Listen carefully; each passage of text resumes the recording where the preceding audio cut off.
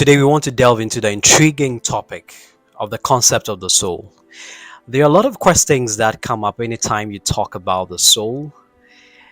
People wonder what exactly it is. How is the soul different from the spirit? Are they the same?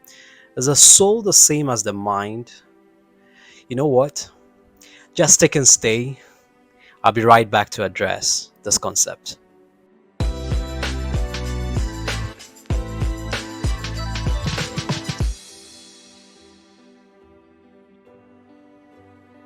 Welcome back. My name is Dale Quist, your MindSurgeon. Kindly subscribe to my YouTube channel and share with your family and friends so that we can reach a wider audience. We're talking about the concept of the soul. Anytime the soul is talked about, there's some level of confusion because when you go to the internet, when you read books, when you follow religious, philosophical conversations, there seems not to be a definitive conclusion as to what the soul of a man is. So this video seeks to address certain things to help you have a good perception about what exactly the soul is. What is the concept of the soul in various philosophical and religious traditions? Philosophically, when it comes to the concept of the soul, it's seen as the very essence of man that gives man his personality. Okay, it's what gives man a certain level of identity. And so in philosophy, the soul is that part which cannot be seen with the physical eyes, but you cannot do away with. It's that part where gives man a sense of importance, where every other thing comes from. And when it comes to religious traditions, the soul is also perceived as the very essence of man that lives beyond this physical realm, that has an afterlife.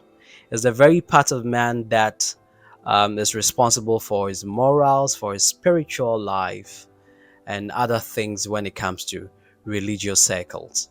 And so the whole concept and perspective when it comes to the soul of a man in connection to philosophy and religion has some similarities, but there are some distinctions. And so when it comes to the soul, generally speaking, is that part where you can't see, but has some level of tangibility, importance, identity, and relevance when it comes to living life on earth. How do different cultures perceive the soul's connection to the body and mind? So let me quickly explain this, okay?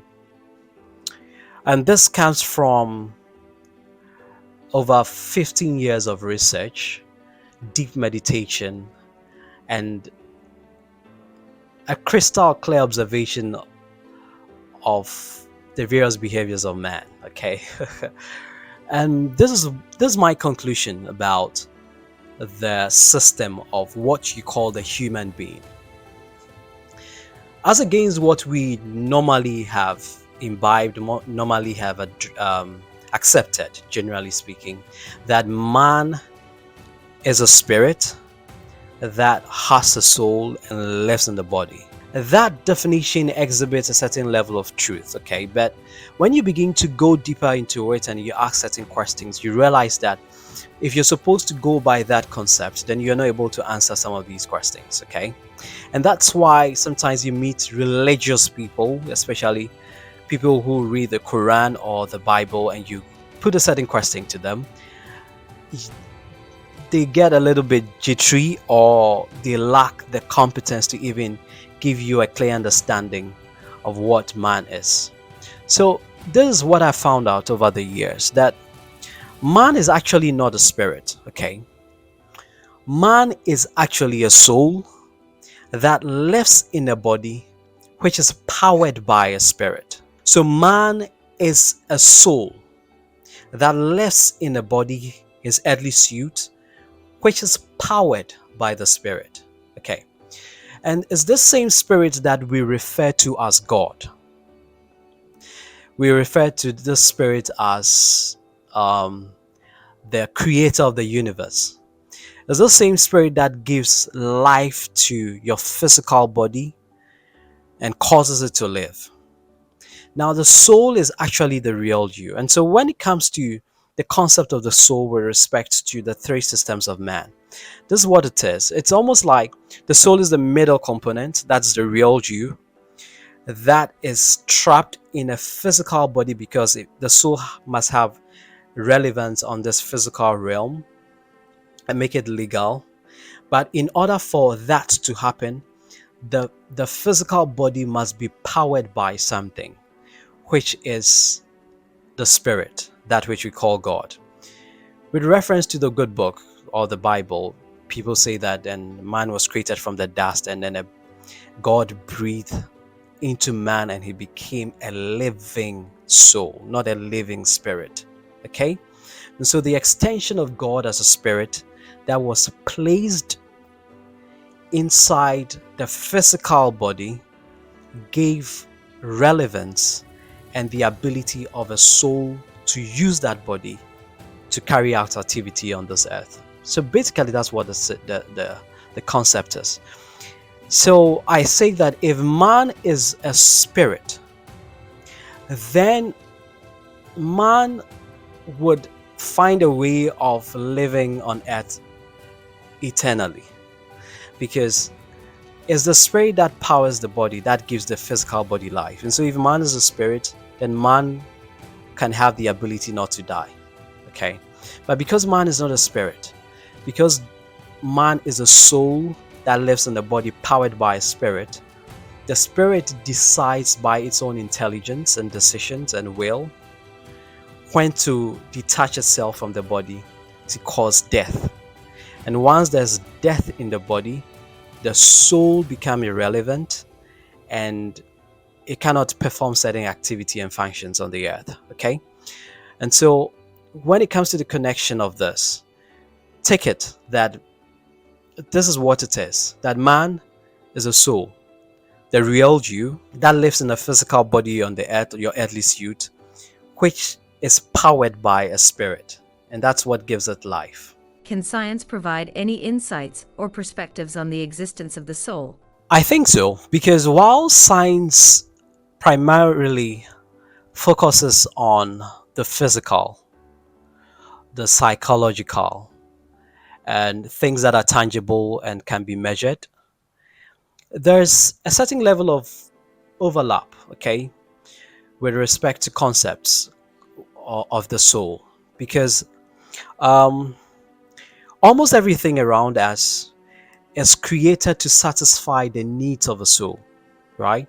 And so when you take, for example, near-death experience, where people have had certain experiences beyond the physical body, and they have been revived again, especially for those who fall into coma. That experiences has brought about a certain conversation that needs to be discussed, and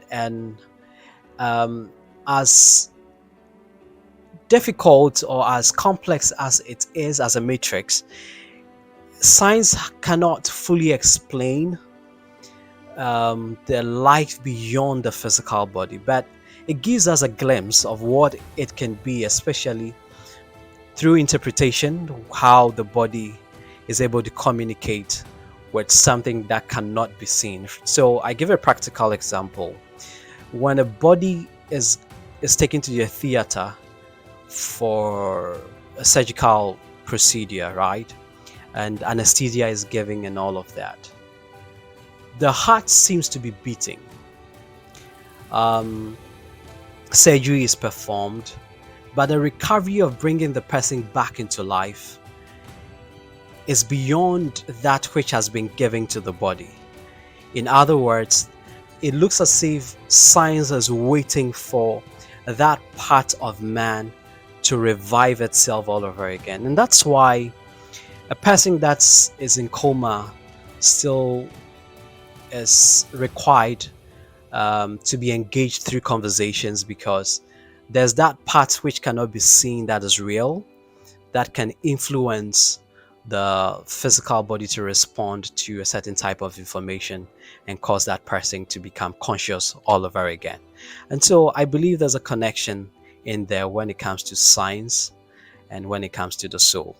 How do belief systems view the afterlife and the role of the soul in it? Okay, so when it comes to belief systems, right? It's everybody has his own belief system. Cultures have their own belief system. Religions have their own belief system, right? In the Christian circles, which I'm very familiar with, there's a concept called soul winning. There's a belief that in the afterlife, the soul comes before a deity for judgment. But this is where the conflict is. Okay, let me see if I can explain. The reason why I'm saying that man is not a spirit is because in the religious cycles, you don't hear the spirit of a man being one. You hear soul winning. In other words, it is the soul that is targeted to be won through sermons, preaching, lifestyle, and all of that, right? And so there's a belief that when man is laid flat or dies, when the spirit detaches itself from the physical body, in other words, when the spirit stops giving life to the body, the soul checks out, and it's almost as if a cord is severed. And so when it comes to the afterlife, every religion has its own belief. People think that the soul comes back into earth in another body, what people call reincarnation. People also believe that the soul remains in another realm waiting for judgment. In another religious circle, it is believed that the soul is um, um, transported somewhere else and is metamorphosed into another thing or another animal or another creature that comes back to live on earth. But this is what I personally think. Okay, I always say that the soul of a man that gives man his personality is always existing, right? And the soul grows because it feeds on information and data, and it always is transformed from one realm to the other. And so we existed as a soul in another realm that has its own unique type of consciousness. And that's why you don't really remember vividly what was going on when you were a fetus in your mother's womb, because it's another form of consciousness. But that didn't mean that you were not alive. You are alive. And that's why you were responding to mechanical impact, you are responding to feeding, you are responding to living. Then you came out from your mother's womb, then into another consciousness where you begin to become aware of your environment, and then you started relating with your environment through your physical body or your earthly suit. Now, when this earthly suit is separated from the soul, you enter into another realm where you gain another level of consciousness. And so once you are in this realm, this is the existence and the consciousness you gain.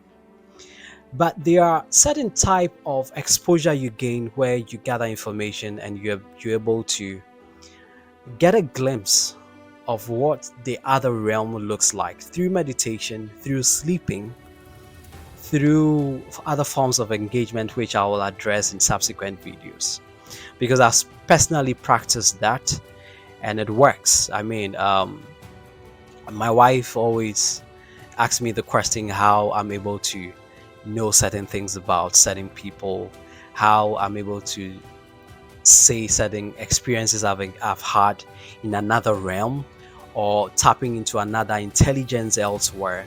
And she wonders how that is possible. And with time, I would practically teach these things so that you'd appreciate the very essence of you and how beautiful of a masterpiece this human body has been created. There are so many things we've not actually tapped into. What you can do sitting at one place and accessing things, get in contact with certain information so that you can live a certain kind of life.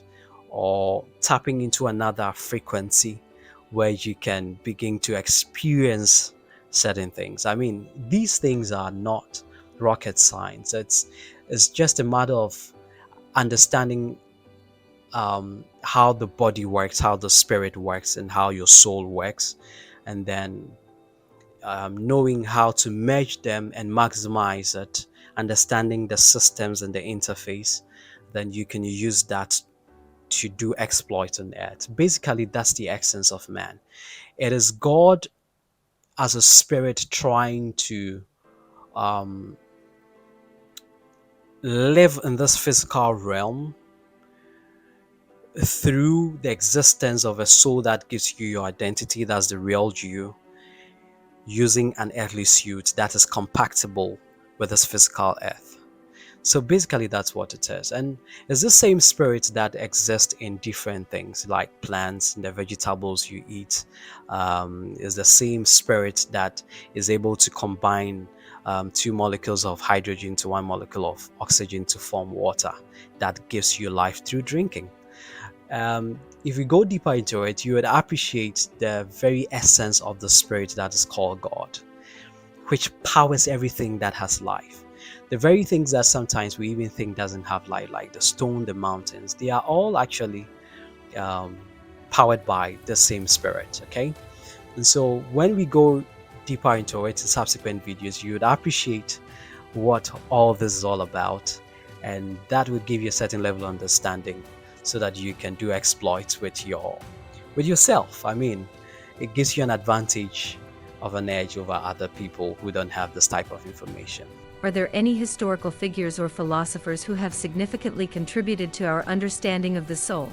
Yeah, throughout history, people like Aristotle, um, the Greek philosophers, um, people like Plato. I mean, they've come up with postulates and theories that gives us a certain appreciation about the concept of the soul. And so people are trying to discover into more details what the soul of a man is. And the soul is so vast, it's so huge. Each day in and out, people tap into different type of information because you can't have it all.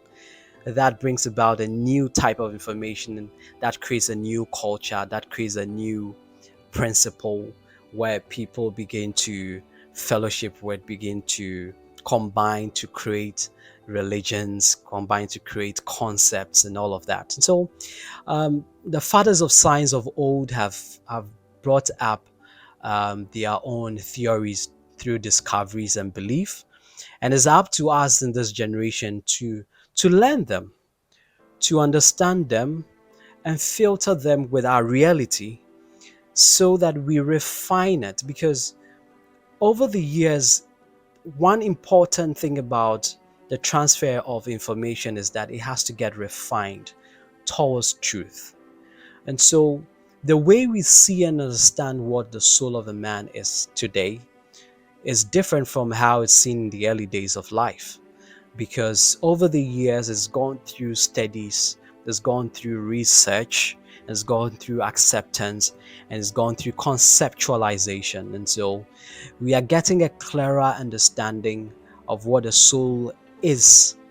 But if you're not careful, you you begin to have conflicting thoughts and ideas about it, because then it becomes so many that sometimes looks as if it's departing away from the principle, original principle of what the soul of a man is.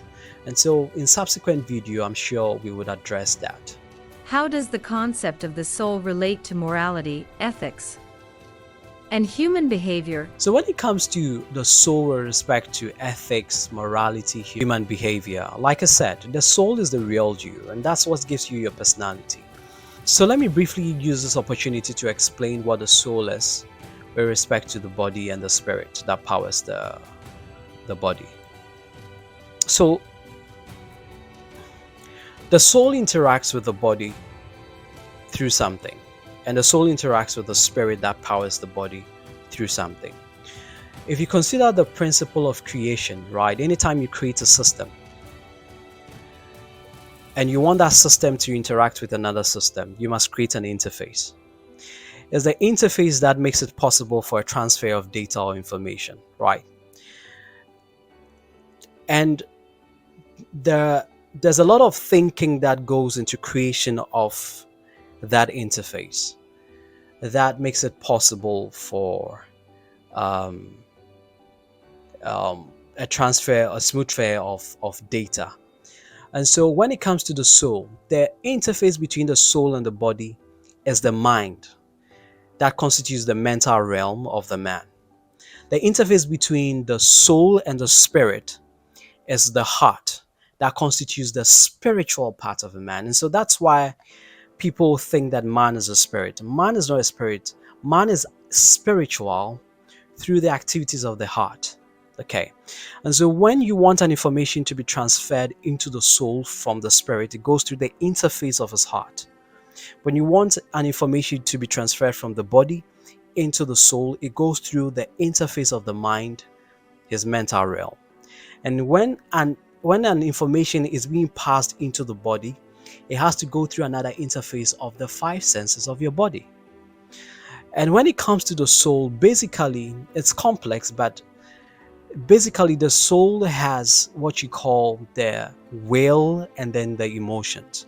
And so when an information is coming from both sides, whether from the body or from the soul through their various interfaces, your emotions are activated in your soul, and then a will is taken in your soul. And to complete the communication, it goes back through these interfaces that confirms what the soul through his will has taken. I don't know if you understand. And so if you want to take a decision of, okay, if I want to take a decision of standing up to pick something, but let's say the remote, because the room is hot. So I'm getting a feedback from the environment that I'm feeling hot. So that information goes through my body, through my skin, through the interface of my mind onto my soul. Then it activates my emotion of discomfort. Then a will is taking that, get up and go get the remote, press it to activate the air condition to give you cool air. That communication must go back through the interface of my mind to cause my muscles to contract, relax, to help me get up, grab the remote, and then I press it to enjoy a cool breeze of air on my skin. And that's how basically information works when it comes to the soul. And so when it comes to the soul with respect to human behavior, morality, we consider a lot of things. We filter it through the interface of our mind or through the interface of our heart. And then the soul takes a decision, emotions are activated, and then we begin to learn and grow the soul. Because the feed of the soul is basically on data or information. What feeds the soul is data and information. That comes from either the spirit, that's God, or from the external environment through your body, filtered over your mind onto the soul. So in conclusion, when it comes to the concept of the soul, there are a lot of questions that have been asked, but that's what I say about the soul.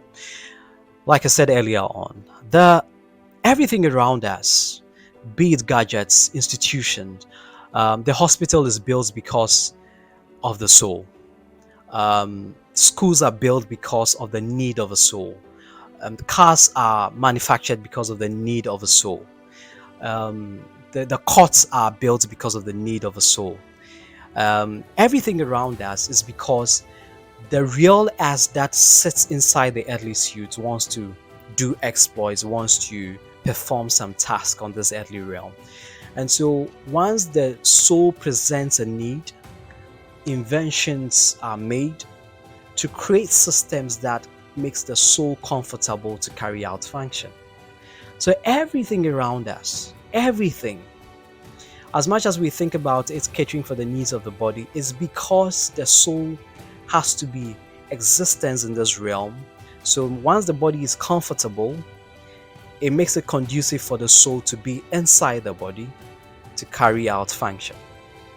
So the soul is very important because it's the real you. It's what gives you meaning. It's what gives you personality. It's what gives you identity. And once we've started this journey into the insight of what the soul is, you will come to appreciate a lot of things in this realm and why people behave the way they behave, why things are created the way they are, why we respond to certain stimulus, why we understand certain things in certain ways, and how we even see the whole concept of God, and how we fall in love, how we know who is our soulmate, how we tap into realms. I mean, there's a vast world of exploration when you're considering the topic of the soul, and that's what I seek to do for the rest of my life on earth when it comes to creating this YouTube channel. And so stick and stay with me, subscribe to this YouTube channel. Let's learn together, let's explore the soul. Let's explore the soul together. It's a beautiful thing when you have great insight and concepts about what the soul does, the real you is. And as a mind surgeon, I'm going to help you do that. I'll be right back again in another session. Like, comment, and share. And I remain Dale Quist, your mind surgeon. Let your mind do the conversations.